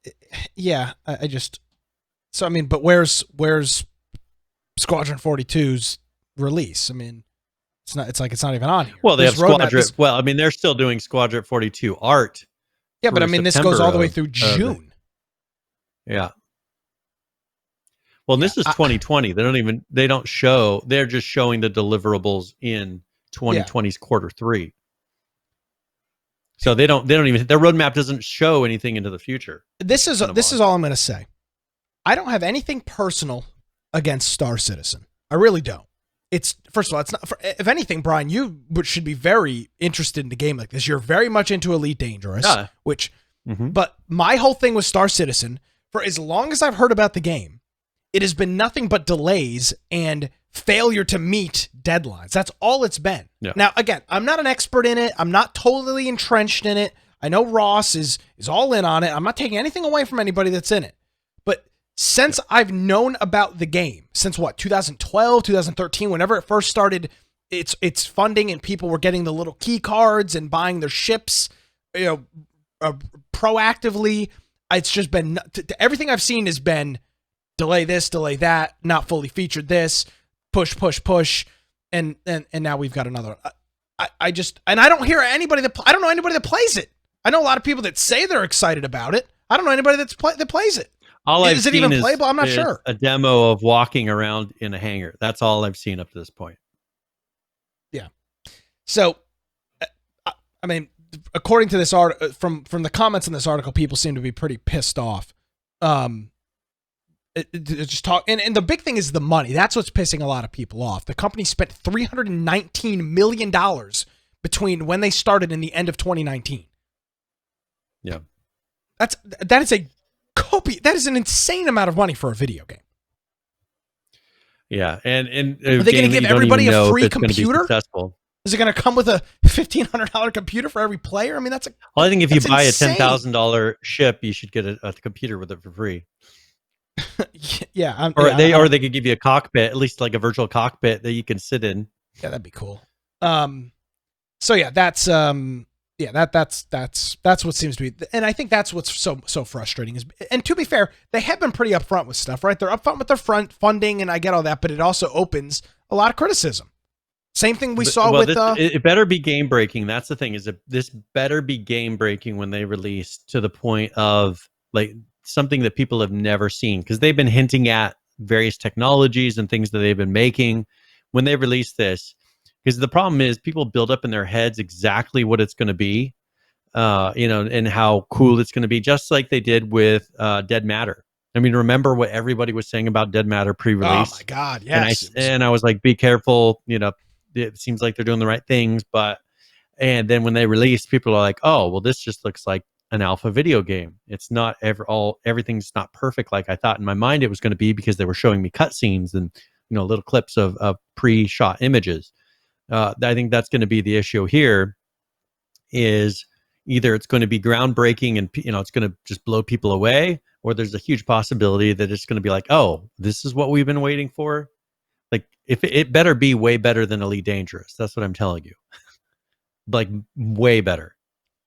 Jay Delores says, I don't honestly think Star Citizen will ever release, at least not in the form they want. Yeah, I think that's the problem, is you eventually, the project scope becomes so large that you're unable to develop and deliver and finish the product, because your scope has grown so massive that you're essentially just dumping money into a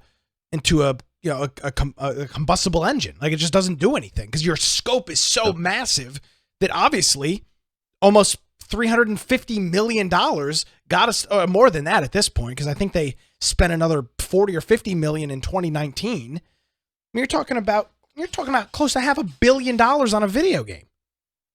Yep. So, and hey, I think one of the dangers, though, is people have spent so much real money on this that if it's not everything that they promise, the people that have spent 10, 20, 30, $40,000 on ships will then be, they're talking about class action lawsuits for Cyberpunk. Talk about class action lawsuits. That would be, they would do it tenfold for this company because of the amount of real dollars. Head Neophyte used a term that I like. We use it in our industry. It says feature creep and ideas kill too many games. We call it scope creep in IT. It's when you set off to do a goal and slowly the scope creeps and creeps and creeps until you realize, oh my God, this is like almost impossible to do, either from a financial standpoint or a technological standpoint or even a resource standpoint. You just find out this is insane. We need to, cut the fat off this and get back to the ground floor. I'm not sure they can do that with Star Citizen. Yeah. I'm not sure they can. I don't know if there's even any fat to cut out. I'm just not sure. And they've shown so little. They've shown so little. It's like we don't even know. I mean, if you look at their future thing, they talk about pretty much POIs they've been adding and various things, but people know so little about it. People don't even know what to expect, I don't think. And so I think that's the problem, is when people don't know what to expect, they build up in their mind what it's going to be, and I'm just worried that people have built up something that's impossible to create. Yeah. All right. Let's talk about Miscreated.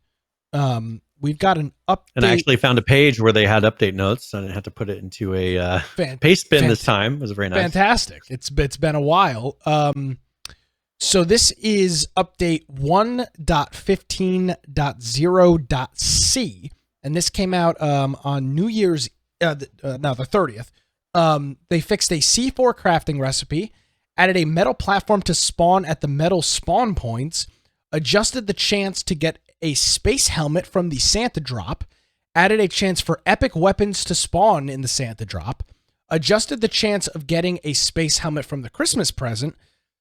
The space helmet can be stored and retrieved from the kiosk, that wonderful system. The scavenger helmet can be stored and retrieved from the kiosk. Fixed a couple of entity scheduler warnings. Fixed the name of some inventory icons, and then reverted the change on the on-screen radiation effect, which was causing a fourth of the screen to display correctly. So that was their update on the 30th. Just a bunch of fixes. The biggest one would be the fix there for the C4 crafting recipe. But that is in the game as of last year. So, yeah. Yeah, and this will be, it seems like we haven't heard a ton about it. I mean, they disabled a lot of kiosk things. It sounds like they're getting ready to do a big change in how the game works, because but to the 22nd, they did a bunch of adjustments to spawns and a lot of different things and made certain things not be able to be stored in kiosks. I think they're trying to change the style of play of this game because there's so few people playing it. But is it too late? That's going to be the question. And personally, I think it might be a little bit too late. I don't think they're ever going to get to where this has a huge number of players, just because they kind of missed that boat. Yeah. There was an opportunity for them, and I think it passed by. So, well, let's talk about another game where the boat passed by. Daybreak. We did announce that they were going to be doing a sale. They were going to be purchased, and that has gone through. So that wrapped up right before Christmas, December 22nd. They are now under EG7, and so that has happened. And so people, if you're wondering, because it was all in the process, hadn't been completed, but now Daybreak has officially been acquired. So we will see if that changes anything that comes out in the future from them. Another thing that we have is on Satisfactory. They did do an update. I've been hearing a lot of feedback of people because I have been bringing it up because it is a game that has really taken off. They continue.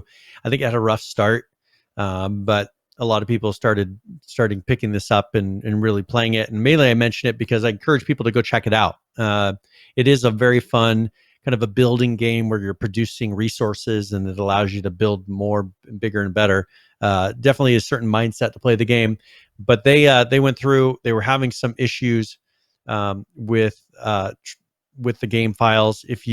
Because of the Steam patch system, if you do have any issues with the game, make sure you go in and verify your integrity of the files inside of Steam. That should fix some things. But they also fixed a bug where the Christmas event was ended prematurely, and so that was fixed on there as well.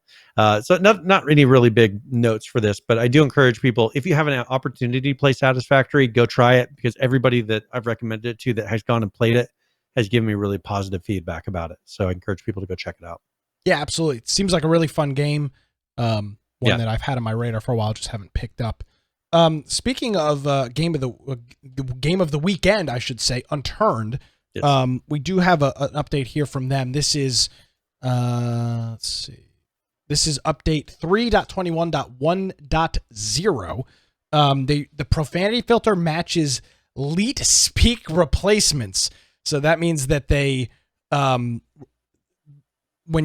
if you're trying to swear, you replace it with a zero or a dollar sign or an exclamation point.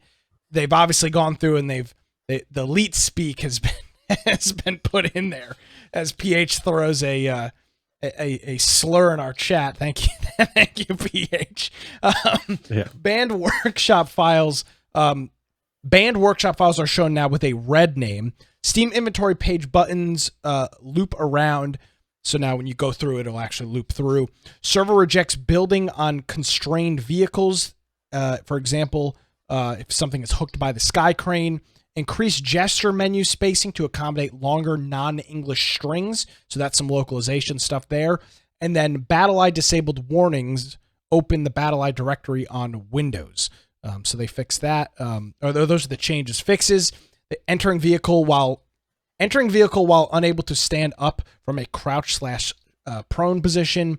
The dev kit cursor IMG UI, which we talked about a lot, has been implemented. The item alert exception after a regular text alert. Off by one error loading empty character name. In-game group overlay cleanup. Browser request exception after rejoin server. Server groups exception when received. I'm not going to read through the rest of this. Is all just like nonsense. None of this means anything. So there's a bunch of other fixes that these are. Yep. This is just very poorly worded for that. So yeah, there you go. That is Unturned. Changes, and then God only knows what the hell these fixes are. I'm not sure what any of these things mean. So good stuff there. 3.20. I mean, seriously, like. Server group exceptions when received before UI after rejoin server. What the hell could that possibly mean? I know what an exception is, but what? So I mean, you got to think that. You got to go think though. Nelson knows exactly what it means. Well, that's he's great. Writing it in his. He's writing notes, patch notes. He's writing like a push log, push note for when he's pushing the patch out, and he's like, "Oh, this is what I did." Hey, Brian, where do we stand on the? Brian, where do we stand on the browser request exception after rejoin server fix? Oh yeah, no, we got that totally taken care of. We're going to be pushing that in Q1 of 2021. Don't worry. Fantastic. Got Off this. by 1 error loading. Is that a rounding? Is that a rounding error? Is that a float error? Like what's happening here? So hey, I'll tell you this. There you go. I appreciate the notes. I just sound like a jackass reading them because I don't know what they mean. But I do appreciate the notes. So Nelson, if this gets back to you, this is not a criticism. It's just this is why you give it to your pink-haired community development person. Nelson and they doesn't have will one then of those. translate it. I know that's the problem. Then they translate it into human speak, who then say, "Oh, we made it so this button turns green when you push it," rather than whatever he typed. All right. So let's go ahead and we got a few more things here. ROE put out one patch here, but they also have an event that they're doing. So they had an event that's going through the 18th. So you still have a chance. A lot of times we announce these things and it's already happened because they gave you 2 days notice. Here they had one that started on the 31st. It's going through February 18th. And this is a community map vote event. So they have a number of maps. They have 3 different maps on here: Europa, Mount Dion, and Vera. And so if you go on here, you can vote between these. Voting lasts for 2 weeks, and that will become the main map of the game for normal mode from January 14th to February 18th of the year. So you're going to vote which one becomes the main map that everyone plays on, and you can go in. Now, here's something that was kind of odd that I figure I want to get your opinion on this. The voting thing that you used coins to do this. So it costs 100 coins, and each account can cast up to 20 votes per day. After each vote, players get a vote participation box. You open it and you get rewards. So it's kind of like a loot box. You're paying money, and you'll get skins and things from having voted, but you have to pay to vote for this. So wait, hold on. Now you can earn some of these coins by playing though. So the 100 coin cost per vote refers to the credits earned by playing the game for free, not the e-points. So you can't, I take that back, you can't spend actual money. You have to spend the currency in game that you earn from playing. And then once you played, you earn these credits. You can do 20 votes per day. So pretty much 2,000 coins per day is the max you can spend. Okay. Interesting. So, and then if you do this, you'll pick which map goes next. You can do a 1 vote or a 10 vote. I think you can do one where it does like multiples at a time. I don't know how that works. So, but if you're interested, if you do play this, get in there, make some votes, and then you can. This would be an interesting way to kind of keep it going in the future. Like just have it to where people play and vote throughout the week, and you're kind of voting what's going to happen like in 2 weeks with the game map. There's about 700 people playing right now. The 24-hour peak's about 2,300, and their weekly peak is about 26 or so. I mean, it's not a huge player base, but it's enough to survive. I mean, they're still doing stuff. Yeah, I mean, I don't know how much money they make. They must make something. Yeah, I mean, presumably. Yeah, I mean, I know they sell a lot of. I mean, we almost every week there is a new something to buy, a new character, a new skin, some sort of air glider or bike thing. So obviously somebody is playing for it, but yeah, I mean, it's just I mean, there is a player base. I mean, there's 700 people playing it right now. That's nothing to scoff at for sure. Yeah. Yeah. We'll see. I mean, it never seems like they have a huge number of players. Yet they're constantly putting out patches, and that's what I don't get. Well, that's because they don't, and it's not surprising. Do you think there's another launcher maybe in Asia that they're using that we don't see? That's possible. I haven't heard about it. I've looked for it, but I mean, there's one that's used somewhere else that we don't realize. But I mean, this game in particular is, by literal definition, just another BR. I mean, it's got a couple of unique mechanics, but at the core, but a lot of these other games have picked up those mechanics since. I mean, when it first came out, it had very unique mechanics. The way, the bikes and the way that you got gliders, around. Yeah. But now every single BR has some sort of a rapid movement system. Yeah. That's what I'm saying. It's this game, I think, is the epitome of yeah, too many fish in the sea kind of thing. I mean, this is just it's just an Asian BR. That's essentially what it is. I mean, there's nothing that I can think of. Wow, look at that unique feature that ROE has. Again, it had, but now, for example, Fortnite's got all of those same mechanics and more. PUBG has got those mechanics. Call of Duty Battlegrounds has got those mechanics. It doesn't have a revive system, which has become the norm. All these games now have some sort of revive or gulag or some sort of recovery system. ROE does not, from what I think I understand. So, I mean, obviously some people are playing it. I would not be surprised if there was some sort of other version or other launcher, because they're the most consistent game that we talk about in terms of updates. But maybe they're not playing on Steam. Yeah, and that's the thing, is I just figured there's got to be something else, because I haven't figured out how they're maintaining this. Yeah, continuing to put out and hire people to do this when there's 700 players. So yeah, who knows? I don't. I really don't. Maybe I'll do a little bit of research this week and dig in and see what I can find. Yeah, see if we can find something. Yeah. Other than that, I did have some kind of sneak peeks at. So there's some games that were posted that people are talking about. Yeah. Pretty much some games that are coming out either in 2021 or have been pushed out to 2022 that we can talk about. So I figured maybe we could show some of those videos. I know one that you had posted was Saturnalia, I think. I'm not sure how it's pronounced. We got an email. We're on a bunch of email lists from our, again, I know, Brian, it's going to be beating a dead horse. I mean, we have some influence. So, we're on these email lists. Developers are constantly tugging for our ears. Hey, listen, I got a pitch. And a lot of time we say, no. We can't do that. So we're too busy. But every once in a while, one slips through the cracks.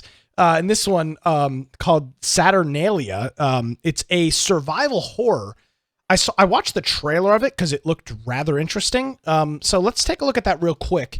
It's got a cool art style. And to me, had kind of a forced kind of vibe, a shorter indie campaign story thing, and it's a survival horror. So let's take a look at that real quick. Ignusa, it was called by the Greeks, Sardo by the Canaanites, Stendaliotis or Griophelps, Sardinia, an island with as many stories as names, as many mysteries, sunk into the cobble and set of the atavistic settlements strewn across its breadth. Settlements like Gravoy, a village distraught by its shadowed past, taken up by its own secrets. Whispers thicken the atmosphere. Streets ebb and bleed with the low disquiet of generations, a rolling fold of observance and abased shame. Old rites pervade here, chief among them a carnival with as many names as this island, as many rites as stones in an orage, Lucinata, Sol Invictus, Yule, St. Lucy's Day. Saturnalia, the celebration of the winter solstice, the birth of a new sun, the death of the past. Feast and revelry abide in unrepentant chaos, masked abandon, animal ritual, a terpsichore of release and revelation.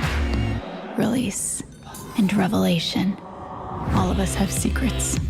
Every one of us an invisible world, a feint, an implication, a dance of haze and shadow, endless with silent stories tamped and shuddered and strangled within. How many are woven into the wretch and hollow of this island, the berm and crush of this town? How many secrets beset those who mill its lanes and sidle unhalted through the closing of an age? What were they to seek out and face the truth sunken into the stone of this town? What would they find? What will we find?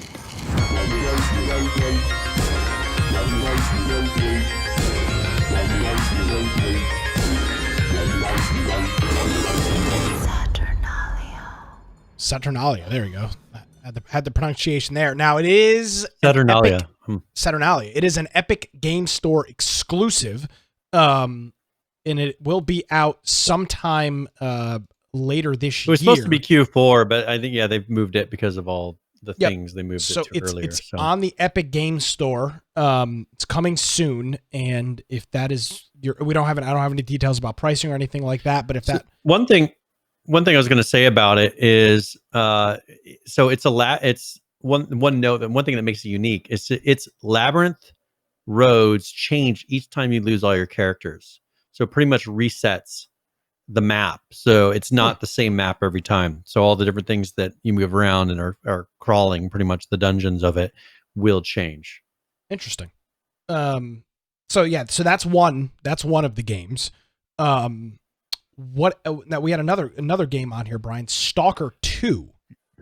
Stalker 2. So this is, of course, the second of the Stalker series, and I've been waiting for them to kind of put this out. I think it got delayed and everything else, because that just seems to be how everything happens now.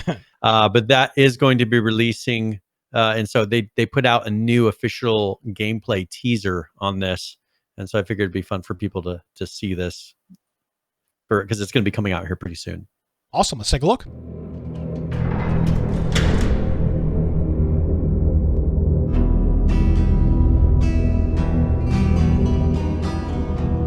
Don't ban me, Twitch, for music.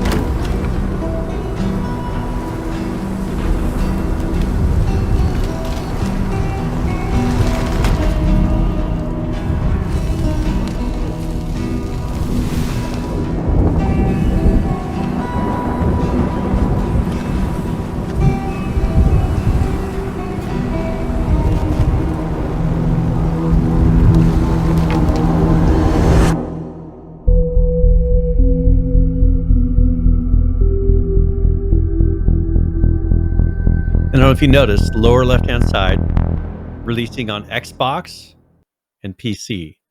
It will be on the Game Pass day one when it releases. Microsoft, baby, making plays, slaying the competition. There's nobody left. I know. So that is something that I figured. Another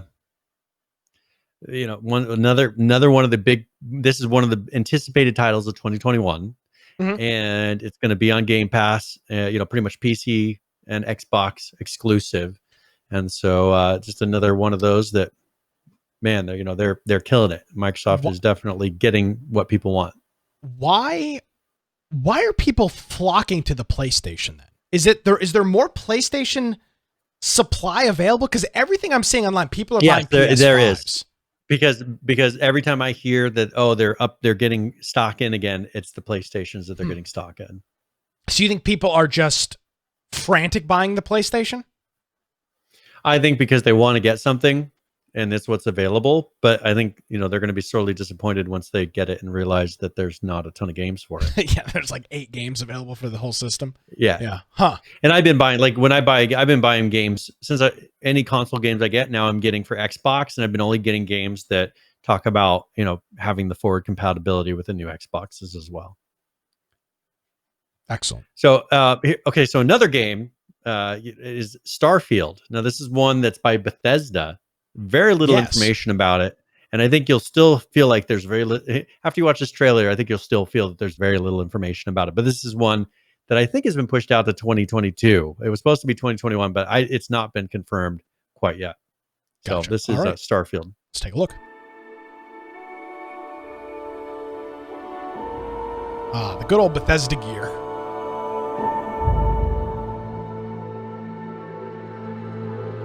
Now this, I feel like they really ripped off of Elite Dangerous. Like the audio, like this music.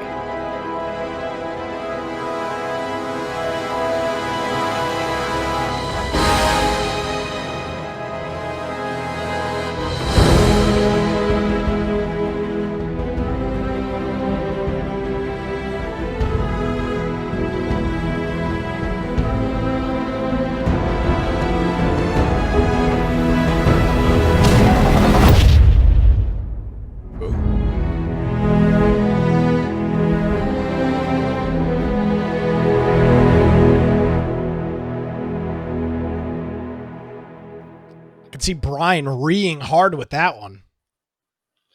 Yeah, so there's very little information. It could be the most elite, awesome space game ever, but all they show you is one little thing. That is one that's been really hyped, and people are waiting for that to come out. But I think it's personally going to be delayed because they have talked so little about it in the past year. Yeah. I just can't see it coming out in 2021. Well, I wonder. I think it's going to be delayed. And I'm sure the Microsoft acquisition may have changed. I'm sure when Microsoft purchased it, they had input on, or since they purchased it, they've had something to do with ongoing projects and realigning positions and everything like that. So I wonder if that's had any effect or will have any effect going forward. It will come out, and the good thing is, I know Fallout 76. I know, but nevertheless, Bethesda. They're a legitimate studio. We don't have to worry about them releasing a half-baked game and then being like, oh, it's yours to deal with. Even with Fallout 76, they have been they've lost their asses on Fallout 76 in terms of development. At this point, the game has to be a loser in terms of money because they've forked. I can't imagine how many hours they forked into this game. I bought it like 3 days after it came out for like $37. It was so cheap because nobody wanted it. So they absolutely have lost their ass on that. But that's what they'll do because they're a legitimate company, and that's what legitimate companies do. So it's not super surprising that it shouldn't be super surprising if the game comes out. It's not up to the hype right away, but they might go back and fix it. Now, they will. With Starfield, when people ask what the date is, they have pretty much said it will release before the new Skyrim, pretty much. So it's going to be released before their next big title. That's the only hint that they've given, but we don't even know when that one's going to be released in the first place. Great hint. So whenever Elder Scrolls 6 pretty much comes out, it's going to be before that, which could be, who knows, 2023, 2024. So and then one final one. Psychonaut. People have been waiting for Psychonauts 2. I don't know. Did you ever play the original Psychonauts? I think so, but I'm not sure. Now there is a video, but it's 10 minutes long. I don't know if you want to play any of it. Yeah, it is interesting. I do encourage people to go and watch it because he does talk about the game. He also talks about the development process a little bit, how they determine what to cut, what to keep. So it does get interesting. Yeah, you can play a couple minutes and then we can cut out whenever we feel like it. Okay. Yeah, let's do a couple minutes. It's actually a Zoom call that they cut in and out of. So let's take a look at a couple minutes of the Psychonauts 2 update video. So there's a cat getting is that the E.T. Atari game or something like that put on? No, it's like Dragon something. To fix it in post. Look at my hair. And they put a lot of like developer jokes well, it's in Christmas here. time. There's that. And since our 20th anniversary, we have been tightening down, getting into this last phase of production. This December is a really special month for the project because it's our last chance to put anything new in the game. This is basically the milestone that anything that's not in is not going to go in unless there's a really serious discussion about it, right? Correct. So all the levels are in the game. Obviously, there's a bunch of cutscenes that aren't in the game yet, and then there's like things like the front end menu, the end credits, revisiting levels after they've been completed. We didn't have a post game state in the first game. Where you finish the game and then you can still wander around. You couldn't do that in the first game, but the second game you can do that. But that hasn't been written yet. I'm writing that right now. But there's still writing that doesn't exist. So that's not that much. So we're working on that kind of stuff, and then the goal is to then come back in the new year. Go away for vacation, come back, and just polish what's there. Excellent. Okay, so what can we cut? Oh, you asked me now? You just did a round of cuts.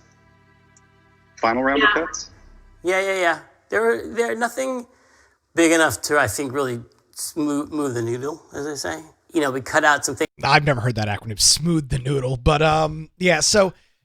it's a cool video to watch. It's one of those things, Brian, you put on like when you're doing your dishes or laundry and you can kind of follow along. It's not very... kind of goes through the process and the development process. I just figured for some people that are interested in how do they determine what stays in the game and what doesn't, they kind of discuss some of those things. And you can see how sometimes you'll see a cool feature when they're hyping a video game during development. And then you're like, well, why was that taken out? Well, this kind of goes through, they show a scene and say, well, let's just take that out. Let's just make it, a really quick, like a slider scene. But it is a very interesting thing to watch. So we'll have it in the show notes if you're interested. It's called Psychonauts 2 Holiday Update 2020. It is about 10 minutes, but I think it'll definitely be worth your time if you feel like checking it out. Absolutely. I think that's wow. I think we pretty much covered everything. I think we did, which is wow. Brian, this is the first time all year that we've covered all of our news. Isn't that funny? Is that a funny joke? Real funny all year, joke. Yes, hilarious. All year. So funny. All right. Well, we covered all of our news, but that's not all of the alls. We do have current players. We talk about some video games and the current number of people playing them. Let's start it off with DayZ. Let's see what's going on with the folks over there. Currently playing just shy of 25,000, 24,946. Currently playing that, the 24-hour peak, 42,503, with a 7-day peak of 45,878. Taking a look at Cyberpunk. Yes, the rose-colored glasses continue to wear. 102,447 playing on Steam as we speak. The 24-hour peak, 153,736, with a 7-day peak of 254,485. Well, ladies and gentlemen, here it is. Rust, currently playing. Look at this, 109 right now. It's 9 o'clock on a Tuesday night. 109,000 people playing the game right now. The 24-hour peak, 132,528. The 7-day all-time high for the game since 2013.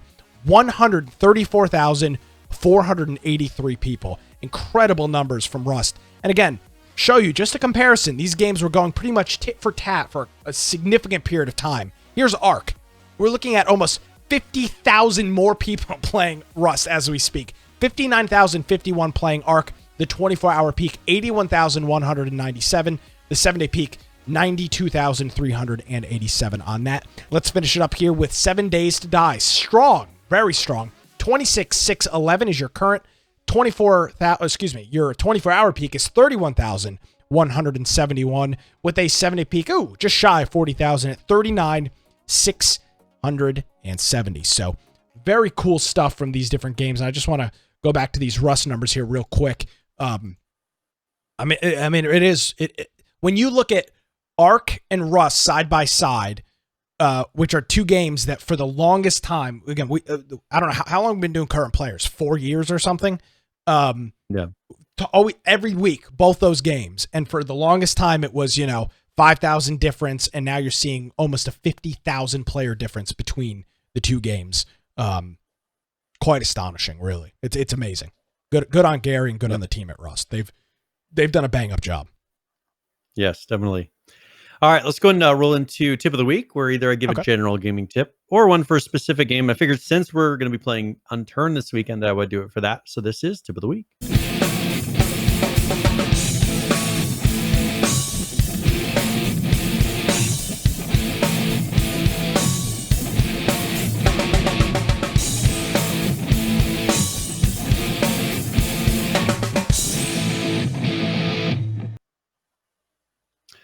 All right, so I'm currently pixelated. I'm doing my Unturned cosplay here.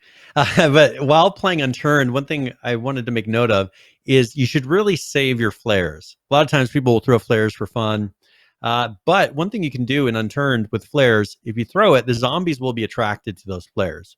So throw it down when you're being surrounded by zombies. The zombies will go to the flare. That gives you an opportunity to run out the door and get away. The main danger you'll get from that, though, is other players might see you. The zombies are very difficult in here, but also other players are a very big risk. It's very much like DayZ and other similar games, like our old H1Z1, to where people will shoot at you if they see you. So be careful of that. While looting, one thing that you want to do is you'll pick up a bunch of clothes. You'll see clothes everywhere. What you need to do is pick them up and scrap them. When you scrap them, you will get cloth, which you can use for dressings, bandages, rags, and you can use those to heal yourself. Another thing that you might not want to do is don't shoot zombies because ammo, this is, as Nick talks about all the time, this is a true survival game. It is very difficult.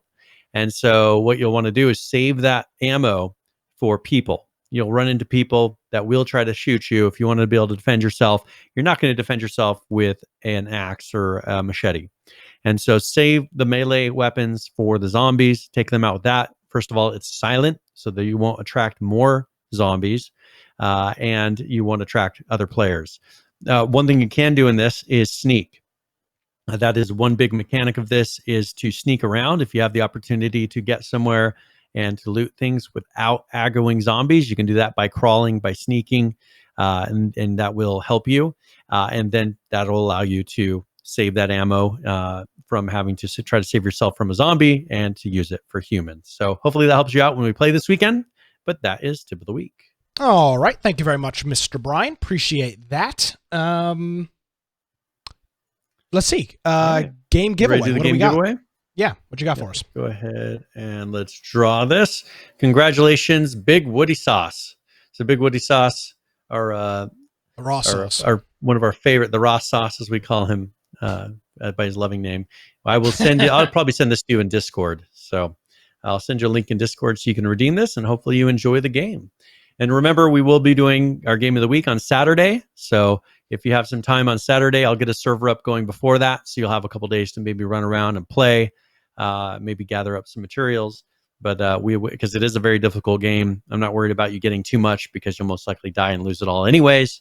But we'll throw up a server there, let some people get on there, so maybe we can have some public playing with us as well.